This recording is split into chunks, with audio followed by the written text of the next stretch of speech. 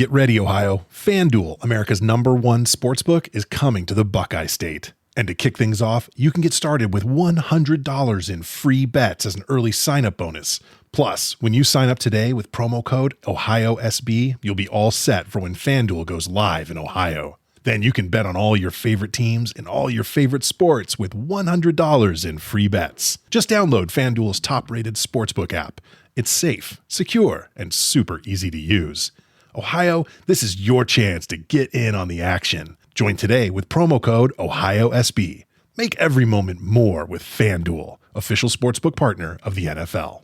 21 plus and present in Ohio. Bonus issued in non-withdrawable free bets that expire 7 days after FanDuel accepts its first real money sports wager in Ohio on 1/1/23. Unique user identity verification required. Offer ends on the go-live date. Restrictions apply. See terms at sportsbook.fanduel.com. Gambling problem? Call 1-800-GAMBLER. You know those times in the day when you can't fit in a full podcast? Running out to the store, walking the dog, or washing the dishes? Jam is the new way to listen when you have just enough time for the perfect short audio playlist. Get started at listentojam.com/podcast and get your daily Jam playlist filled with more voices in less time. With Jam, you can choose from news, parenting tips, wellness advice, and more. Go to listentojam.com/podcast and satisfy your curiosity with short audio. Discover something new every day.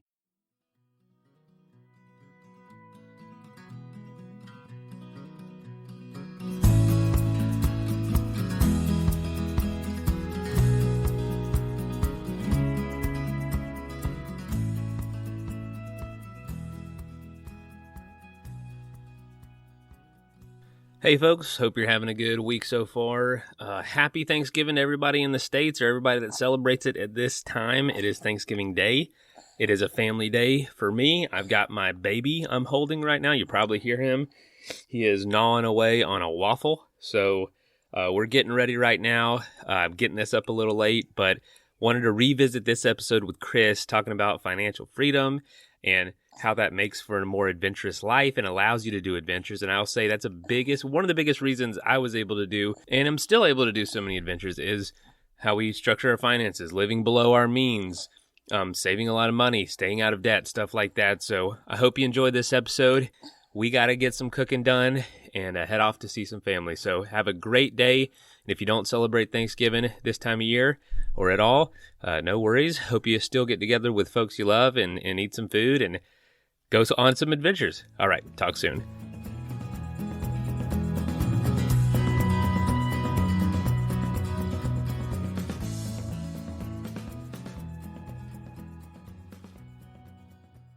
Welcome everyone to the show.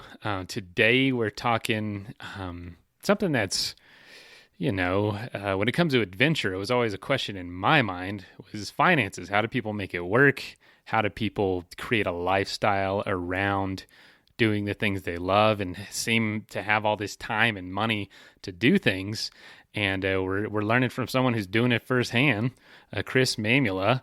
He and his family, adventure all over the place, do all kinds of incredible stuff all around the world, but also are very keen on finances. So, Chris, welcome to the show.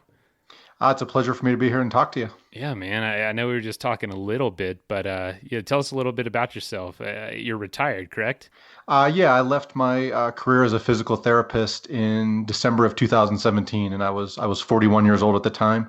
And I grew up in Western Pennsylvania and kind of somehow stumbled into this outdoors community. And there's not a whole lot of big mountains in Western Pennsylvania. So right. We did a lot of traveling all over the world. We came out west every year. And then we kind of wanted to pursue this more. We wanted to move west. So after I quit my job, we moved to Ogden, Utah, where we live now. And we did that last July. So we're almost coming up on a year here. Oh, wow. I didn't realize it was that fresh for you guys. How's the adjustment been? In some ways, it was harder than we anticipated, but overall, I think we chose the right location. We absolutely love it here, and kind of all the stuff that we love to do is right in our backyard. So it's allowed us to build the lifestyle that we always really wanted. Yeah, it's an awesome area. Honestly, we're in Denver, and I definitely think a lot about moving to the Salt Lake City area. Just that big corridor right there. You've got the mountains on all sides of you. Here, it's just kind of straight west. And really, the only thing that's east is Kansas. So there's only fun going one direction. I think the only thing with the mountains being on both sides of the Salt Lake, it creates this little bowl effect, and we get what's called inversions, where the pollution actually will get trapped over the whole valley from.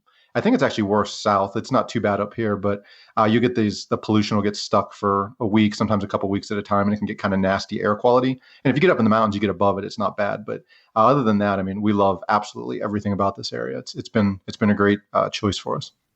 Oh man, I was not aware of that pollution problem. Dang. Yeah, it happens here, but yeah, to be trapped like that. Oh. So you moved out there, you're retired with your family. What are you doing now? What's kind of like your day filled with? So we kind of timed our move. So just to kind of backtrack a little bit, you and I were talking before we started recording, but my wife and I were married back in 2001, and so we shortly thereafter we did my first backpacking trip into the Grand Canyon, probably about 2002, maybe 2003, and we just fell in love with the outdoors. And so we did a ton of traveling all around adventure sports, and we kind of always wanted to move west. And so we were going to take the leap it was around 2012. My wife actually had a job in the Salt Lake area with Black Diamond. And this was kind of something that developed over like a 6-month period. And she finally got her job offer. And then the same week, she found out she was pregnant when we didn't think we could have kids. So it kind of just shook our world. And we decided to stay put in our little town in Western Pennsylvania, and kind of thought we would live a more traditional lifestyle. And we love being parents, but we just missed that sense of adventure. And we wanted to relocate out here to build that lifestyle around the outdoors. So we got really serious about personal finances, and I ended up, I guess we'll put air quotes, we'll call it retiring. But so I left my job in December of 2017, and we moved out to Ogden last July in 2018. And since we've been here, we kind of timed the move around my daughter starting kindergarten. So I work writing, I write a early retirement blog, and I just wrote a book called Choose FI, Your Blueprint to Financial Independence. And so I'll get up and write in the morning. I get up like around 5 in the morning, and I'll write till 7 or 8. And when my daughter's in school, we take her to school then. And then my wife and I will get out, and like this year we skied, I think 50 some days. And like now that we're into the warmer season, we get out and hike or bike or whatever, and just all about being outdoors. And now that my daughter's out of school for the summer, she gets out and she's getting pretty into it too. So it's really fun and seeing her grow. And that's kind of the focus now, is just getting her to love this stuff and to not turn her off on it. Just sounds like you're living the dream then. Yeah, it's definitely kind of what we always imagined. And it was just kind of the process of figuring out how to put it together and make it happen. I imagine, because you say, physical therapist is what you retired from. I'm sure you made good money doing that, but I don't think that's like a guaranteed path to early retirement. So it must have been more than just making money. It must have been a just total lifestyle change for you guys, because you say you don't have a background in finance, but started taking it seriously. Kind of specifically, what did you start doing, and how early on did you start doing that? Yeah, so I think when people hear the word early retirement or like the lifestyle that we're living, I think people think either one of two things. You have to have this massive income, which my wife and I made definitely above average income, but neither of us ever made a 6-figure salary ever. And or the other thing is they think, you're born with a silver spoon. And that was definitely not our background either. I think the fact that we came from pretty modest background was actually probably our biggest advantage. My parents just raised me to hate debt and to despise it. And it definitely, that took root with me. And my wife came from a family that probably had a similar income, but weren't quite as good with money. And so she put herself through school, and she was very hardworking, industrious. But honestly, I was kind of freaked out as we were getting married. She had about probably $20,000 to $30,000 between student loans and a car loan. And I was just nervous entering a marriage with debt. So I wanted to get out. So while I was still in physical therapy school, I was working part-time, and we came up with this plan to just put everything we could to get her out of debt before we got married. And we hit that goal, and we were pretty comfortable living off her salary. So we just kept doing that, and we started banking my salary. So for 15, 16 years, that's what we did. My whole physical therapy salary went to savings, and that's what enabled us to do what we did. It's definitely not the only way you can do it, which is kind of what I write about in my book. I think it's actually a hard path for most people, but that's one path, and there's some different paths you can take to build this lifestyle. Was that tough? I think because we started so early, it was actually not hard at all. Because my wife, we lived in Pittsburgh, and we both started making only about $40,000 a year when we started in 2000, 2001. And Pittsburgh's not a super high cost of living city, but it's also, I mean, it's a major city. So it's not super cheap either. But we were able to build a lifestyle, and we were young and we were in college. Most of our friends were. And so we were just living that lifestyle and we were happy. And so when that second income came on, like I think most people just get that temptation to buy the big house or buy the fancy car. And we just didn't do that. And then as we increased our income, so we probably topped out around $80,000 or $90,000 a year each, which is again is a decent salary, but not massive money. But so we were able to inflate our lifestyle, but still stay with only one salary. So it was actually not much of a sacrifice, which is why I think this worked well for us. And I think that's why this message translates to the outdoor community, because I think we have that natural built-in frugality bent. Like you kind of hear like the dirt bag or the ski bum. And I think a lot of people have that mentality already. So if you can combine that with a couple of years of making decent money, you can do this pretty quickly. That seems, strikingly simple, to be honest. And I was going to say, early on, when you were talking about the beginning, man, you could put my name and my wife's name right in your spot. That's almost our exact scenario. Yeah, I'm kind of taking the startup route right now. So the money isn't, like my income definitely isn't there. So we are living off hers for sure. With the hopes that it'll pay off. But we do kind of have a runway with that. So it'll be like, okay, if it's not by this point, we're not going to continue this way. But yeah, I would say the only reason that has been possible is because we're able to live off one income. So it's given us a lot of freedom in that sense, and we're choosing it to use it in a certain way right now. But yeah, I can't agree with you more that that's a great goal to set, and I have to thank my mom for instilling that in me. Thank you, Mom. But but it sounds like it paid off for you guys too. Yeah, for sure. And like one thing I would just kind of point out, because I don't think this is really obvious to people, but so in the book that I wrote, we studied a bunch of different people that took different paths to get to financial independence quickly. And I think a lot of people start off with retirement means you never work again. And retirement means that and investing means like you're putting money into stocks and bonds. And that's really, it's possible if you, again, have a story like mine where you start really early and you can make a decent salary and save a lot of it. But what we find is like most people don't retire in the true sense of the word anyway. So what I think the ultimate goal is to build that lifestyle that lines up with your values. And so, like I said, like I still work, I'm writing a book. My wife works for a company out of Washington, D.C. She works like about 28 hours a week right now. But she has a super flexible schedule and she can get up and work whenever, and we get out together and do stuff. So, I mean, ultimately it's more about that than retirement. And if I think you look at it that way, it makes the goal a lot more achievable, for a lot of people. And like, I think what you're doing is pretty awesome. It's kind of what actually we're trying to do anyway, is build this lifestyle business, because it just feels good to have income. And it's scary if you're drawing down your investments and you're only 41, 42 years old and you got a 50, 60 year potential horizon. So I think if people reframe the question, it makes it a lot more achievable. That's a good point. And I like that you mention you kind of separate typical retarees versus outdoorsy, adventurous people who have this totally different mindset about life anyway. There's such, so many people that listen to the show, and I know you and myself included, we're ambition driven. We have, ambitious goals, and we look at life a little bit differently. Our vacation time is not spent, maybe sometimes, but not always just sitting on the beach. We're doing it to do something active, something challenging, something fun.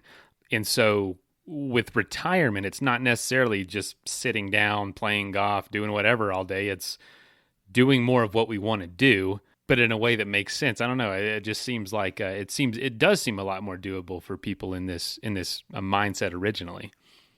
Yeah, and like a common term you'll see is like extreme frugality is like the path that I took with saving 50%. And I just totally reject that. Like the term we throw around in the book is we call it being a valuist, just meaning that you're really lining up your spending with what you value. So like as far as like how did we save that much? Like most people, if you look at the spending of the average American, they spend about 30 to 35% goes to housing. About 50% is between housing, cars, and food. And so we lived in a relatively low cost area, and we lived in way less house than we could, quote unquote, afford. And we always drove crappy cars. And just those two simple things really kind of were the catalyst for us to be able to do what we did. But like along the way, we've traveled all over the world. We did trips out west. We've skied everywhere. Basically, kind of anything we wanted to do. The only limiting factor was vacation time, I guess. But we couldn't have really done any more because of that limiting factor. But we've done a ton on the path to doing this. I definitely don't feel like we lived a life of deprivation by any means.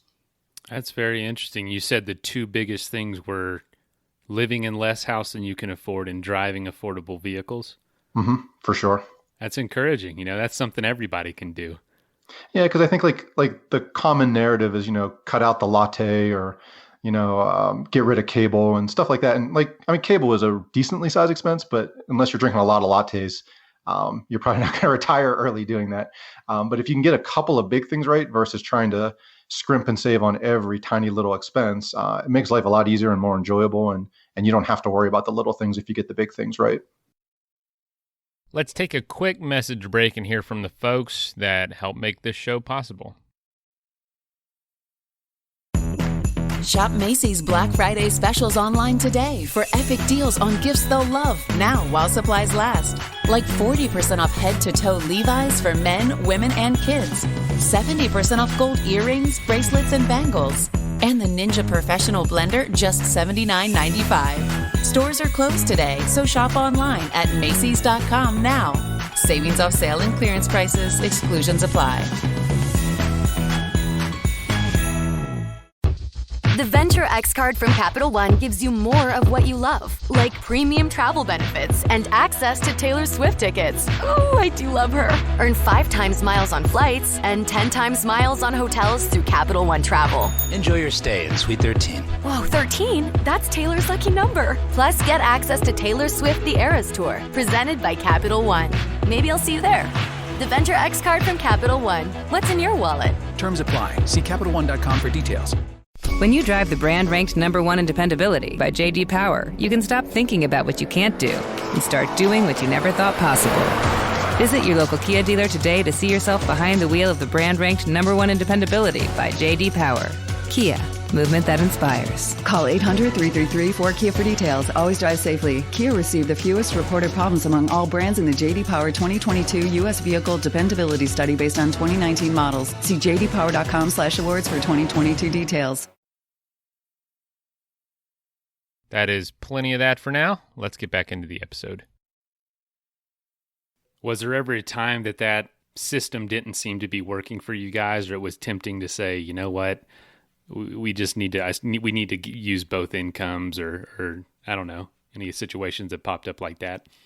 No, the only time I think we kind of just got discouraged, right before when we found out my wife was pregnant, we had zero technical financial background, and we realized later we were making a lot of mistakes with our investments. But right before, when we found out my wife was pregnant, we were going to move west at that point, and just kind of basically we were going to wing it because we were two competent adults and we didn't have a real plan. We had a bit of savings as a nest egg, and that was it. And when my daughter came, we kind of just felt like we had to get serious. And on one hand, we were overjoyed we were going to be having a child that we didn't think we could have.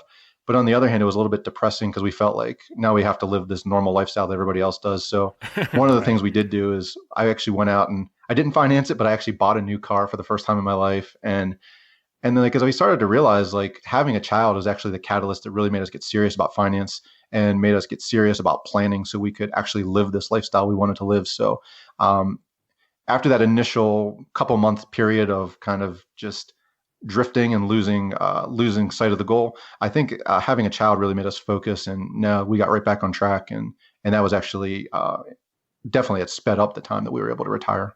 I've heard a lot of adventurers from everything from mountaineers to climbers say that a kid counterintuitively was the spark that started this whole thing off that they're known for now. Mm-hmm. It was I wanted my son to look at me one day and say that was awesome, or I wanted just to get serious about my goals, because this is, and it seems like, okay, the time where you're going to have this thing that's going to require all your time and all your energy and most of your money should be the worst time to try to set these goals. But it seems for a lot of people, it's the best. Yeah, I mean, I think a big key is just figuring out why you want to do what you want to do. And kind of, I mean, that was what set us off from the beginning, is we knew we had a different purpose than what most people, like we didn't just start spending mindlessly, and we had that, that why was originally the outdoor adventure. And then why we got really serious about it was then having her. And that really clarified that why even more. And I think without that, people just tend to drift through life. But when you have that purpose, a lot of things are possible that you don't think are possible otherwise. So it was a blessing in more ways than one. And financially was definitely not one we thought would be when we found out that we were going to be having a child. But yeah, it definitely helped us financially. What's your daughter's life like right now? Is mom and dad just always taking her on adventures and just having a great time? So, we kind of, our strategy from the beginning was we're not going to push her to do anything because we didn't want to turn her off on things. Right. And so probably the first thing we got her into was skiing. And I have a buddy who has a boy who's actually almost 6 months to the day younger than her. So she would have been about just over 2. So he was probably only about 18, 19 months. And he calls and he says, we got these skis, bring her up. And so we're like, this is a dumb idea. And he's like, well, if it's terrible, we'll just hike around or something. So we did. And that first day when she was 2, she just loved it. And she was actually in tears. Like, she's not a crier. She doesn't throw fits ever. Like, she was just a great baby. But she actually threw a fit when we pulled her off the slopes. And we're like, this is kind of cool. So we rented skis for the month of March when it warmed back up at the end of that season. And we were out all the time, and she just took to skiing. So that was kind of her first thing. And then we've just kind of gradually got her into other stuff. Like last summer, she really started liking to hike and liking to walk.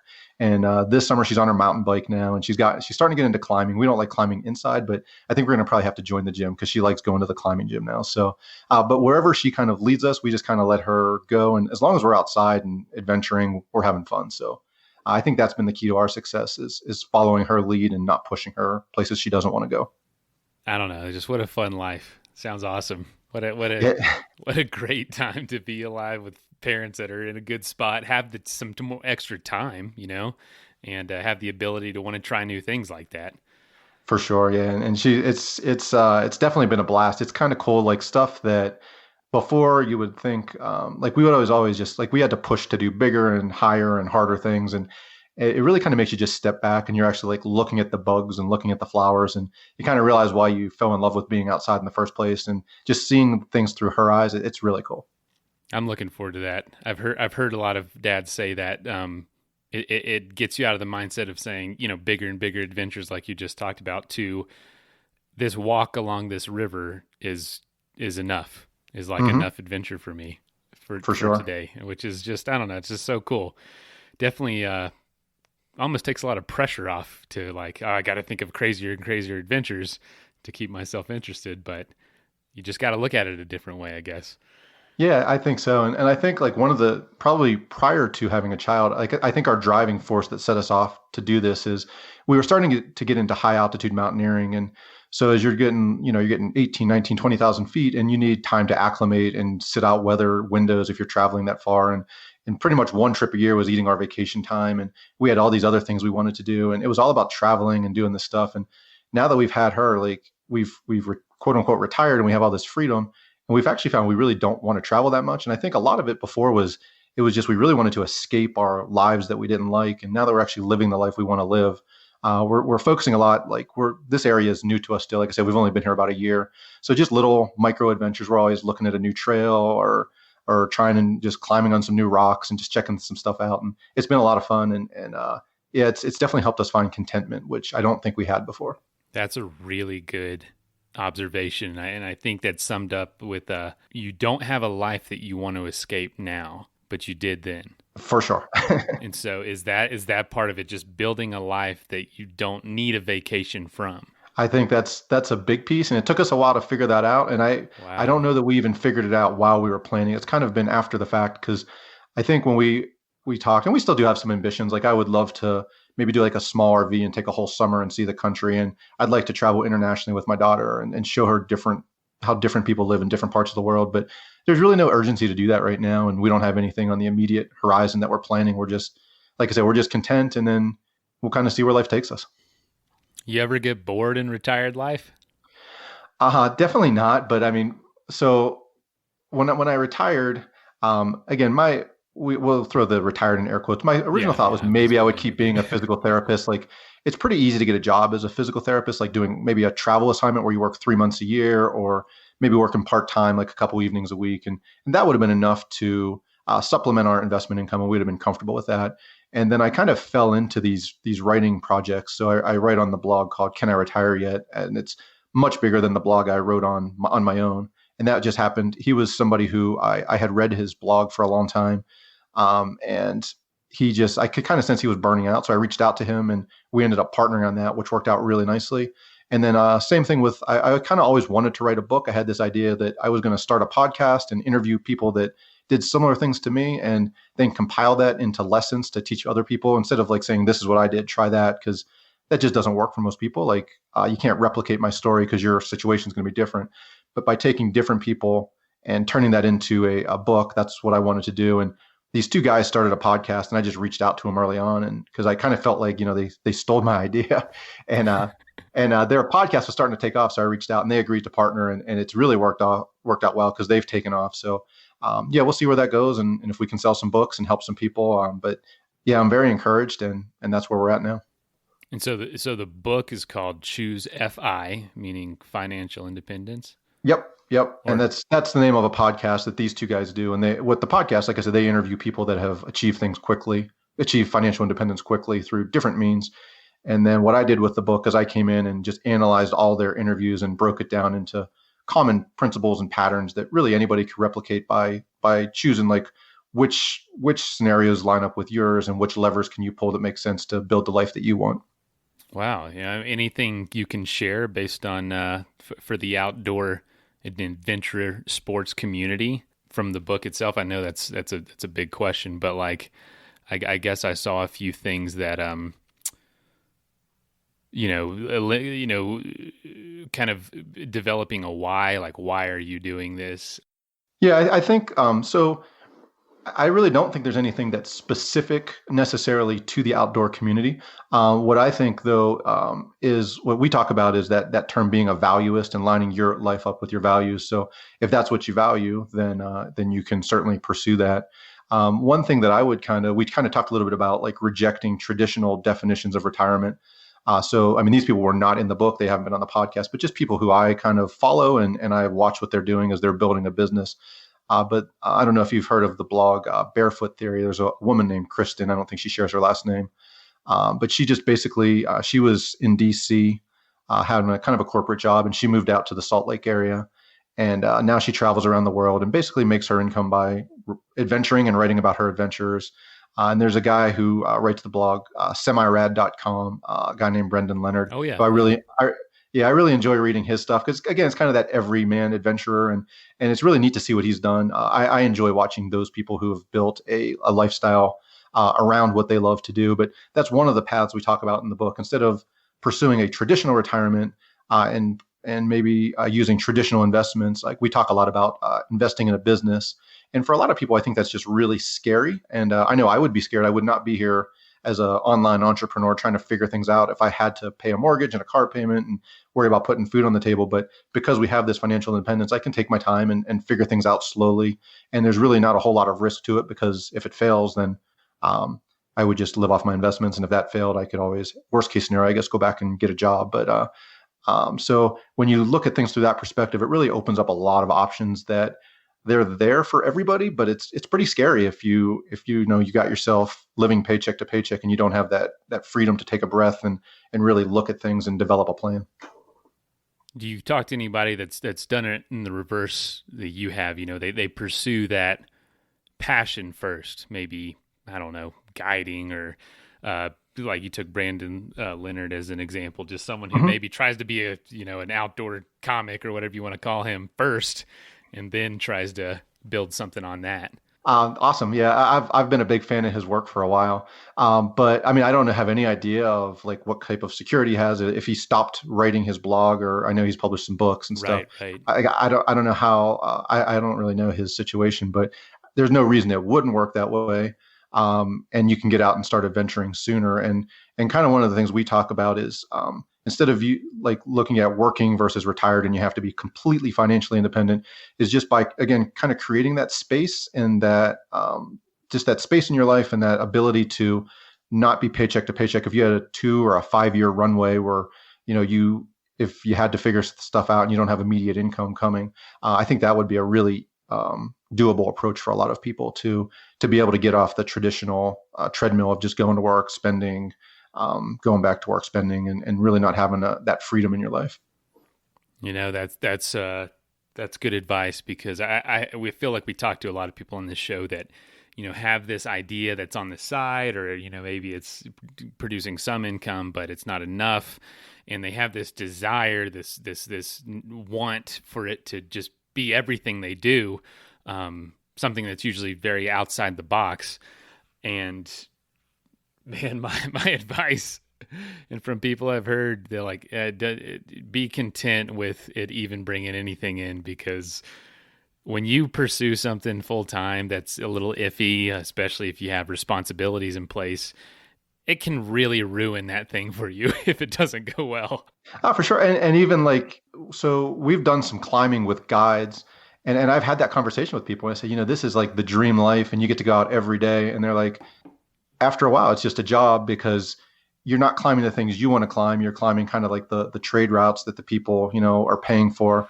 And you're doing the same things over and over. And sometimes it's risky because you're guiding whoever signs up and pays the money. And so you get some people that aren't qualified to be out there. And so I kind of anything, if you have to do it as a job, yeah, you can ruin it, I think. And again, that kind of goes back to having that freedom to try things and not need to make money.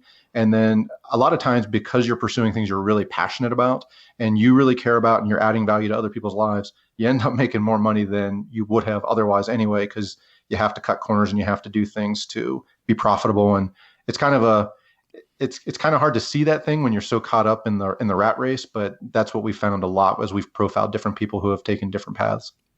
Absolutely. I talked to a guy not long ago that wanted to be a rock star, like just, guy on stage playing guitar in a band, pursued that for years. And he grew to hate it because it was not the time you spent playing in front of people who actually knew your music was such a small fraction of the whole experience. You were constantly, coordinating gigs, administration stuff, navigating emotions and band culture. And he said it was awful. It was awful. And I realized I love the idea, but not the process to get there. Mm-hmm. And I think that's definitely two separate things for a lot of people who might not realize it yet. If you find something like you that you can do anywhere, you're marketable as a physical therapist anywhere you want to live in the world, pretty much. Mm-hmm. And that's just such valuable skills to have. Yep, and kind of, I think it's like a lot of times it's almost like the dog chasing the car, and then you catch it and smack your head, and you wonder what the heck was I going after? And right, man. And so you mentioned, or I see a point on the book that's coming out, that cutting travel expenses and putting family vacation within your reach. Mm-hmm. I'd love for you to mention like some tips with that, because I feel like a lot of people that listen to this show are using that vacation time to do their adventures. I can't tell you how many of the stories we interview are people's PTO, 2 weeks of this, 2 weeks of that, and we put it together to have an adventure. That's valuable time to people. Mm-hmm. And so like one of the things, and so this, I'm a little nervous talking about this because this is a very general audience, and a lot of people don't have their ducks in a row. But once you are financially responsible, you don't have debt, you're good with credit cards. One of the things that we talk about is what's called travel hacking. And so basically what you're doing is you're signing up for a new credit card every couple of months. And when you sign up, you have to spend $2,000 to $3,000 typically. And for doing so, you'll get a reward in miles or in dollars. And so typically a typical reward is worth anywhere from, if on the low end, $300 or $400, and on the high end for the better cards, and if you use them efficiently, you can get $1,000. So like typically people think if you sign up for a credit card and you use and you get 1% back. With this, you're getting like 15 to 30% back on all of your spending. And so, for example, this summer, we're heading back east to visit with family, and we're going to do a beach vacation in Virginia, and we're flying completely for free. And we typically go around Christmas, and we fly our whole family for free. And we have all these hotel points, and we can travel and do some things. And you can really eliminate or drastically reduce your travel expenses by just using these credit card rewards, and then building that with a flexible lifestyle where you're not traveling on peak times. You can even make those dollars and miles go a lot further. So that's one simple example. But again, I would caution, you really have to be good, because if you're paying fees and interest to a credit card company, I mean, they're not losing money. They're not going out of business by giving these rewards. So they're winning more than they're losing. But if you learn the rules and you use them well, I mean, that's certainly one technique that can allow you to travel and do a lot more adventure if you do it wisely. Good word of caution, because that can get out of hand fast. Yeah, for sure. If you're not, disciplined and on top of it and paying attention. Yeah, and my medical background, it's, do no harm first, do no harm. So I always definitely warn, but for the right person, I mean, that's one thing that's a super powerful strategy. One other thing I would say about travel and adventure, and we touched on in the book, is I think just getting out of your comfort zone. And a really powerful experience for me, we went and hiked Mount Kilimanjaro, and you have to take a guide and porters. And like when you go, they give you this packing list, and they say you should have a 0-degree sleeping bag to be on the mountain and everything. And basically you carry a little day pack, like you hire these porters and they carry all your stuff. And we were fascinated. We loved talking with the locals and learning about their culture and knowing about them. And some of them had pretty decent English. So I was talking to the one porter, and then they walked ahead, and I went to catch up with him, and he was already setting up his campsite. And we walked over, and they're very private, super secretive. And I looked in, and he was setting up, he had like an Aladdin, like the kids' cartoon Aladdin, like kids' sleeping bag. And that's what he was sleeping in. Oh, man. A couple feet away from where we're in these 0-degree down sleeping bags. And it just kind of puts things into perspective of, like, I think a lot of people think things are sacrifice. And I think seeing things like that as you travel and you see how other people really live, and even not that there's not poverty in America, and there's not that there's not people that have it really hard. But I do think you have to step back and have perspective. And a lot of what people in our society consider sacrifice, when you get out and see the world, I really think that there's a lot of value in that, even if you're spending some money to travel. And you don't necessarily have to go to Africa to see that. I mean, you can certainly do just, volunteer trips with your church or your service organization in your area. Or you can even just go and camp and in your local park with your kids. And again, just appreciating nature and stepping outside of your normal day to day. And I think there's a ton of value and stuff like that. So I think a lot of people look at travel as a luxury and say they can't afford it, or they look at it as a luxury and say, well, we're just going to spend whatever and go to Disney World or whatever. And I think if you just view things differently, and you can kind of really reclaim your life and reclaim a lot of your time by just changing your perspective. I'm just thinking about that. Yeah, that's a value that isn't as obvious if you haven't experienced it. The effect it has on you when you come home, and honestly probably encourages you to continue on the path that you're on with the financial independence and with being frugal and being smart, because you know how maybe lucky of a position you have compared to most people around the world. Absolutely. And it's really amazing. Like, so when we started, I had an outline for the book, and we were talking about travel just because travel rewards with the credit card is what a lot of people talk about. And so that was kind of on my outline to talk about travel. But as I really started to analyze the interviews, that appreciation of just realizing how you don't have to live how everybody else around you lives, it was such a valuable thing. And that was actually a bigger part of that travel chapter than the credit, a far bigger part of that chapter than the credit card rewards. And I think there's just a ton of value of stepping outside of your little bubble and your little echo chamber of where you live, and seeing other cultures and other people and getting different experiences. And it's super valuable. Let's take a quick message break and hear from the folks that help make this show possible. Tired of long waits and rushed care at the ER and urgent care clinic? Next time, stay home and let Dispatch Health bring the power of the hospital to you. I call Dispatch Health. A care team of medical professionals actually come to your house. They're the same caliber of people that you would see if you were at a hospital or an urgent care. Dispatch Health can treat most non-life-threatening emergencies. They can do the x-rays, they can do stitches, urinary tract infections, blood test, urinalysis, ultrasound. It's almost everything that they can do at the ER. You never feel rushed. They're there for you and only you. I felt like their only patient. And it costs no more than a trip to urgent care, because Dispatch Health is covered by most insurance, including Medicare.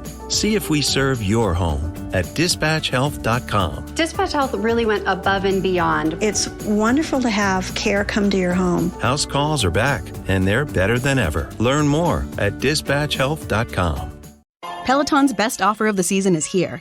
Get up to $300 off accessories when you purchase a Peloton bike, Bike Plus, or Tread. Choose from a variety of accessories, like our cycling shoes, a heart rate monitor, non-slip grip dumbbells, and more. If you've been looking for a sign to join Peloton, this offer gives you everything you need to get going. This limited time offer ends November 28th. Visit onepeloton.com to learn more. All access membership separate. Offer starts November 14th and ends November 28th. Cannot be combined with other offers. See additional terms at onepeloton.com. Get ready, Ohio. FanDuel, America's #1 sportsbook, is coming to the Buckeye State. And to kick things off, you can get started with $100 in free bets as an early sign-up bonus.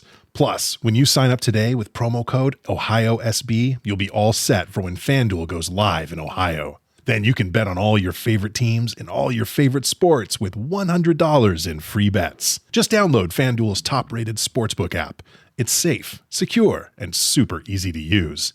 Ohio, this is your chance to get in on the action. Join today with promo code OhioSB. Make every moment more with FanDuel, official sportsbook partner of the NFL. 21 plus and present in Ohio. Bonus issued in non-withdrawable free bets that expire 7 days after FanDuel accepts its first real money sports wager in Ohio on 1/1/23. Unique user identity verification required. Offer ends on the go-live date. Restrictions apply. See terms at sportsbook.fanduel.com. Gambling problem? Call 1-800-GAMBLER. That is plenty of that for now. Let's get back into the episode. Yeah, I've been there a few times and have seen some poverty, and I will say it's been a while, so the effect does, like anything else, wears off over time, but man, it'll change the way you look at everything. And that is, like you said, an incredibly valuable, unforeseen byproduct of having the ability to do these kinds of experiences that you guys have been able to.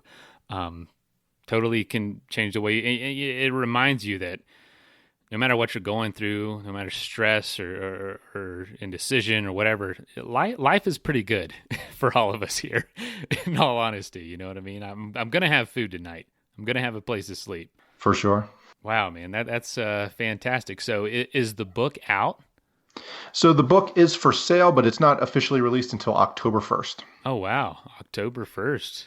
Yep. That's awesome. Yeah, it's exciting. It was a big project. It took a little bit of you wouldn't have been able to do this if you weren't retired then. No, for sure. Like, even with not having a job to go to, I thought it would be like a 6-month project, and I really wanted to have it done like last July before we moved across the country. And so now we're approaching an extra year, and it's still not quite. I mean, we're sending out like our advanced copies for some reviews, and we're recording the audiobook, but it's not completely done. So it's getting really close, but we're not there yet. Interesting. Is there any story within the book you could share that really surprised you, or something that was very unique financial independence journey? I think an interesting story to me that I really personally really related to was a guy called the Mad Fientist, who's that's the kind of the blog he writes, and he writes anonymously, and that's the name he uses. And he writes this blog about retiring early, and he's doing these basically like a Fientist, meaning like you're doing science experience with finance. And so about how do you get there as quickly as you possibly can.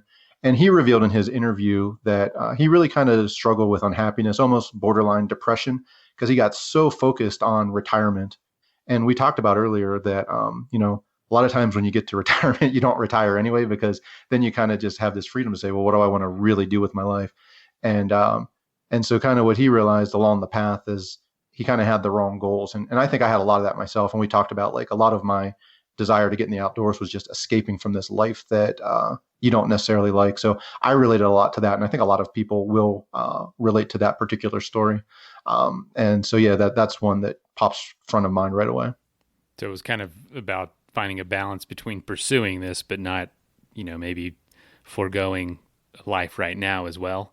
Yeah, for sure. Like instead of sacrificing everything with this kind of idea that once I hit this goal, once I retire, once I do this, I will be happy. Kind of like we were just talking about with that change of perspective. But I mean, you can be happy wherever you're at in life if you choose to be happy, but it has to be a conscious choice. And it's certainly harder for some people than others. I'm not going to say it's easy, but ultimately, I think that's really what we're all after, is not retirement, but finding that fulfilling life and finding that way to live out our purpose and our true values. That's a good distinction. That's a very good distinction, because if you're a totally miserable person, having all the money in the world isn't going to change anything for you. And there's a lot of wealthy people who are very unhappy. Oh my goodness. Yeah. It's a tale as old as time. And it, Yep. That's a good, I'm glad that you said that, because I heard something recently about, if it takes 10 years, like your goal is going to take 10 years, well, if to go on a handful of vacations or to really enjoy it is going to cause that goal to be put off till 10 years and 6 months, is it really a big deal? An extra 6 months is not much to ask for if you can enjoy that decade rather than be miserable the whole time by setting these crazy standards to stick to. Yeah, for sure. And like one of the other things that is a key point in the book is, as fast as we got here, I mean, we did it making a lot of mistakes. So we did pretty well with the things that a lot of people miss with housing, cars, stuff like that. And that's how we built our savings rate. But once you get to that point, you can really kind of throw gasoline on the fire by just doing a few technical things that are honestly very simple. And almost anybody could do this if you just take a couple of hours to learn these technical aspects. But you can cut your tax bill by thousands of dollars a year, and you can cut thousands off your investing expenses. And actually, your investments are most likely going to do better by just doing some specific approaches and specific things. And honestly, it's just not that hard. I always thought personal finance was overwhelming. And again, that was my big impetus to sit down and write this book, is to kind of demystify things and to simplify things that I think a lot of people think are really complex. And there's a lot of people in the finance industry that have reason to make them complex, because that's how they make a living, to sell products that you don't need. But stuff doesn't have to be that hard, and it can really change your life. And so those tips and tricks are in the book. Yeah, for sure. Okay. I don't know how much. I know this isn't a finance podcast, and we can dive into stuff. Well, I'm happy to talk about whatever you want, but I don't know if we'll lose people. But just some simple things is like, oh, go ahead. Like if you have an employer and you have like a 401k account, like some simple mistakes that we made were, we worked with an advisor, and an advisor gets paid by having your assets under their management. And I never really took the time to step back. When I say this out loud, it sounds really obvious now that I know, but I certainly never thought of it. And I'm sure a lot of people in the audience have no idea how they invest or what they're doing or how their investing advisor is paid if they're using an advisor. So just simply doing that, we were throwing away about $8,000 or $9,000 in fees in the last year we used our advisor that we didn't even know we were paying. They're all completely hidden, and they didn't add any value to us. And then by instead using our 401k at work, you can defer all these taxes, and we probably saved another $8,000 or $9,000. So that's, we're saving $15,000 to $20,000 per year just in taxes and fees that we didn't need to be paying just by taking a little bit of time to educate ourselves. So again, you have to be saving money already for these things to really matter. But once you are, they really throw gasoline on a fire, and it really accelerates your time to where you can be financially independent. And it also makes your money last a lot longer whenever you are living off of your assets versus paying all these fees that you really don't have to.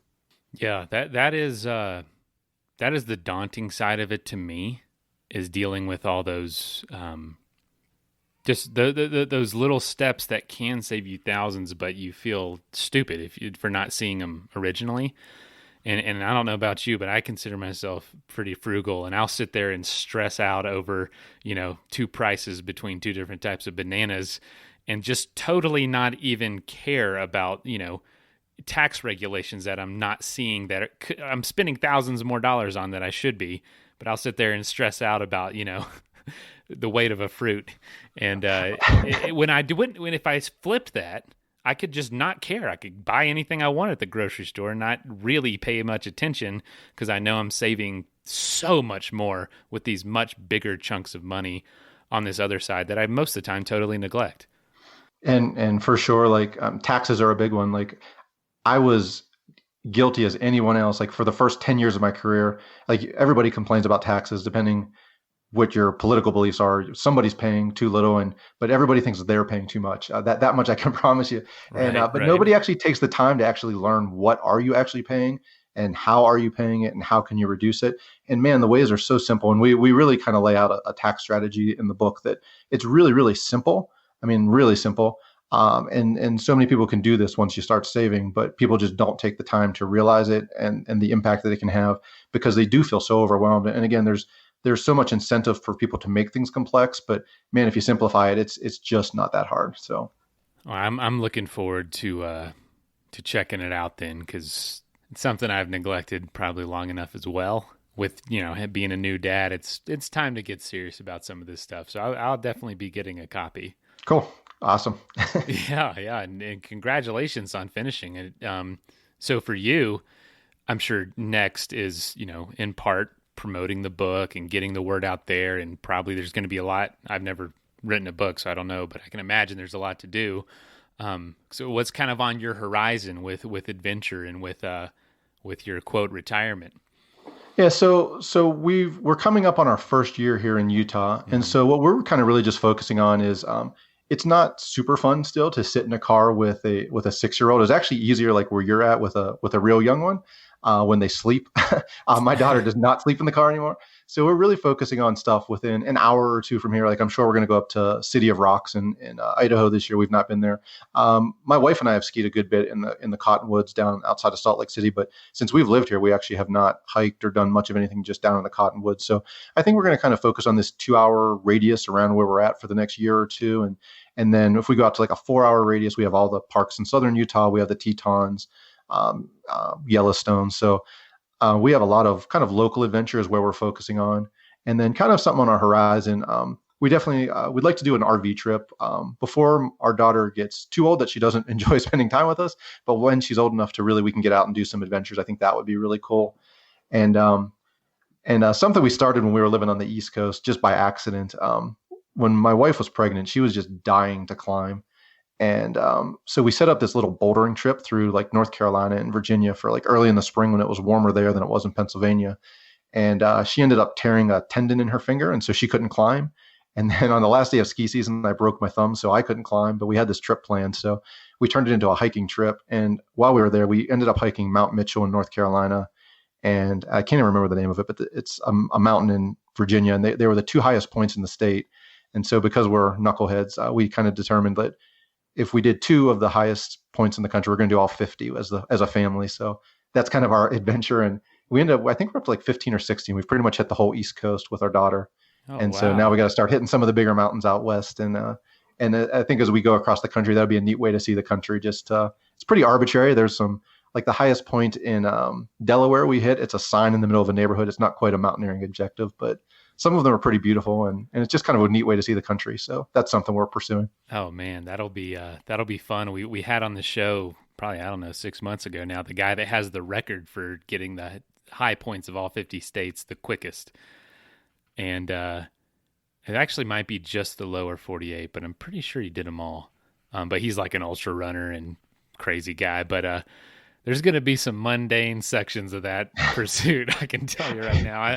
I'm from Florida, and I know the highest point of our state is not even the top of a hill in the state. We've hit the high point of Florida, and that was our most dangerous high point so far because you don't have to like put shoes on. So we walked in flip flops. Oh my goodness. And I'm kind of, I don't want to scare people off. It was actually a neat little, like it's a little park in the town, but there was like a hypodermic needle on the ground. I almost stepped on it. Oh my God. Well, that's Florida. Yeah. So I was like, oh my goodness, that was actually our most dangerous high point. Holy cow. Yeah. You're the Midwest. Oh man, there's going to be some rough ones, but there's going to be some extreme variations, of course, because there's some big mountains out there. Yeah, when before our daughter, we were starting to get into high altitude mountaineering, and I really wanted to do Denali, and that's still in the back of my mind. So it's not as nearly the priority it was before. But if my daughter continues to like being a mountain person, and who knows, when she's 18 or 19, and I'll still be hopefully in good enough shape, like that would be a pretty cool way to cap it and top it off. But we'll see. No pressure. And that's a good attitude about it. You know, I'm glad you're not forcing her into this objective with you. But, you know, if it's something she just decides to do, that'll be an incredible thing to do as a family. And then you can write a book about that. Yeah, you never know. You'll have an experience. Anything work-related? No, I genuinely kind of entered this thinking I was kind of more retiring, and like we talked a little bit about, but how the blog project and the book project fell into my lap, and they're exciting, but I also kind of just want to slow down and not do quite so much, and just kind of not commit to really anything for the next year or so, and just kind of really enjoy kind of the position we've put ourselves in, and determine what do I really want to do next. Because I really was super passionate about writing this book. But now that that's done, I don't know what's next. And I want to just kind of step back and really figure that out rather than just jumping into something without really thinking about it. Can you tell us your blog and how often you write there? Yeah, my blog is called Can I Retire Yet? And it's really focused on early retirement, planning for it, making that decision around retiring. And I write, we write every Monday. The guy who started it, his name is Derek Kirkpatrick, and he started the blog. So he writes one Monday a week, and I write 2 Mondays a week. And then on that fourth week, we do like a roundup of just like articles from around the internet. So I don't spend a ton of time on that. And I'd like to turn a little more attention to getting back and getting into the regular blogging. It's a lot less pressure. You just kind of sit down and write for a few hours and publish, and a lot more instant gratification versus the book where you write and you edit and you re-edit and you take a year until you turn something around and put it out in the public and get any feedback on it. So I kind of like blogging better. I like that instant gratification. I don't blame you, man. That's what this show is. I mean, we're laid back. We release 2 new episodes a week, and I don't know, just like to keep that going. Like you said, it's kind of like this bumblebee mentality, kind of jump from flower to flower to flower, rather than just being invested for multiple years in one project at one time. With, I don't know, it seems risky because it might not go well in the end. Now it can just be like, that blog post was good, that one was okay, that one was great, that one sucked. Exactly. That's funny. Well, cool. So I'd love to share the link when the book comes out, and let people know it's on the horizon. Is it's available for pre-order, you said?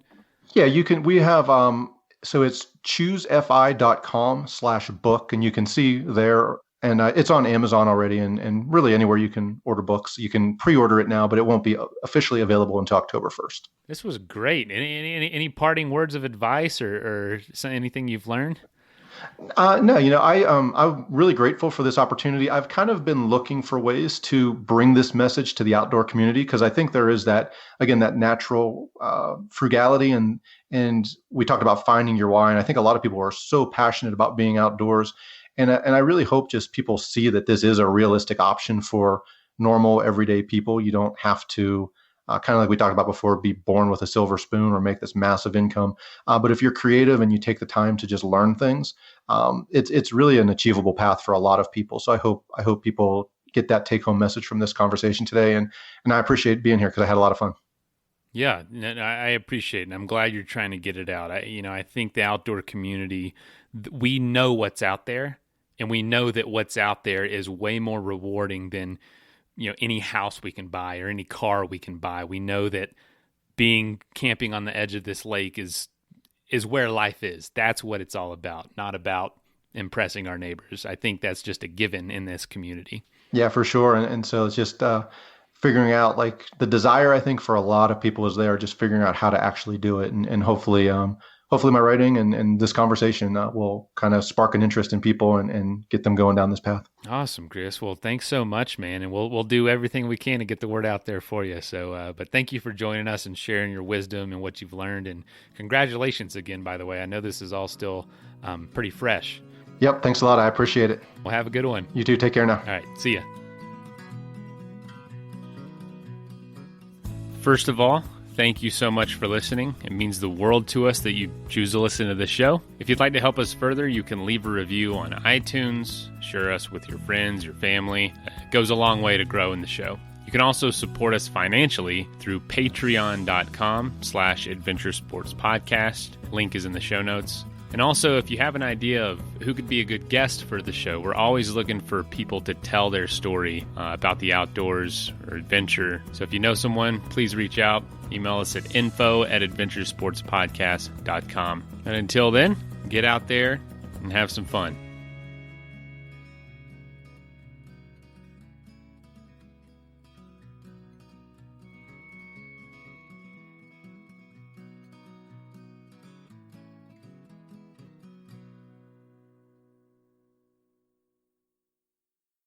Peloton's best offer of the season is here. Get up to $300 off accessories when you purchase a Peloton bike, Bike Plus, or Tread. Choose from a variety of accessories like our cycling shoes, a heart rate monitor, non-slip grip dumbbells, and more. If you've been looking for a sign to join Peloton, this offer gives you everything you need to get going. This limited time offer ends November 28th. Visit onepeloton.com to learn more. All access membership separate. Offer starts November 14th and ends November 28th. Cannot be combined with other offers. See additional terms at onepeloton.com. El evento más importante del planeta está en Telemundo, la Copa Mundial de la FIFA. Y el viernes 25 llega uno de los partidos más esperados. El país que inventó el fútbol, Inglaterra, contra el que lo adoptó y lo hizo suyo, Estados Unidos.